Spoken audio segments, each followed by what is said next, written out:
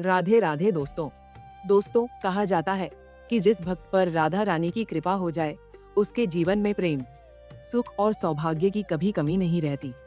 ब्रज की अधिष्ठात्री और भगवान श्री कृष्ण की परम आराध्या राधा रानी को करुणा, प्रेम और भक्ति का साक्षात स्वरूप माना जाता है।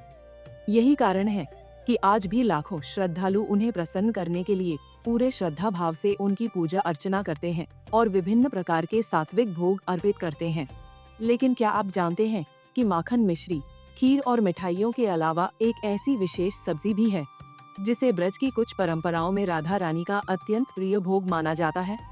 इतना ही नहीं, कुछ ऐसी वस्तुएं भी बताई जाती हैं जिन्हें राधा रानी को अर्पित नहीं किया जाता।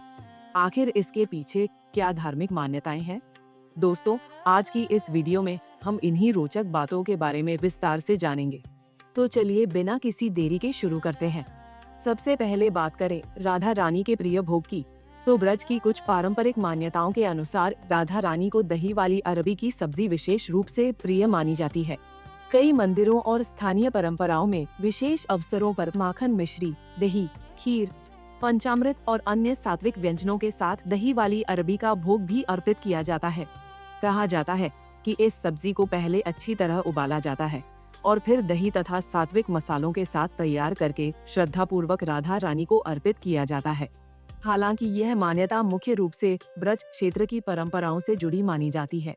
अगर अन्य प्रिय भोगों की बात करें तो राधा रानी को माखन मिश्री, मलाईदार खीर, मालपुआ, पंचामृत, ताजे मौसमी फल, सूखे मेवे और शुद्ध सात्विक भोजन का भोग भी अर्पित किया जाता है। कई मंदिरों में उन्हें मीठे पान का बीड़ा भी अर्पित करने की परंपरा है। धार्मिक मान्यता है कि भगवान श्री कृष्ण और राधा रानी के लिए प्रेम और श्रद्धा से बनाया गया सात्विक भोजन सबसे अधिक प्रिय होता है। अब बात करते हैं कि राधा रानी को किन वस्तुओं का भोग नहीं लगाया जाता।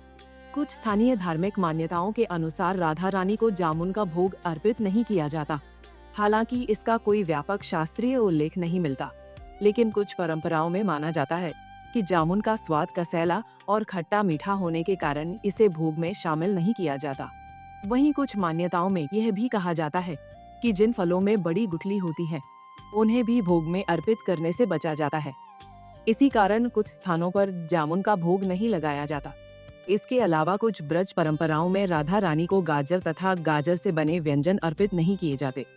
साथ ही लहसुन, प्याज, मशरूम, मसूर की दाल, मूली, गोंद के लड्डू तथा तामसिक या राजसिक प्रकृति के खाद्य पदार्थों का भोग भी नहीं लगाया जाता। वैष्णव परंपरा में सामान्यतः सात्विक भोजन को ही भगवान और राधा रानी के भोग के लिए सर्वोत्तम माना गया है।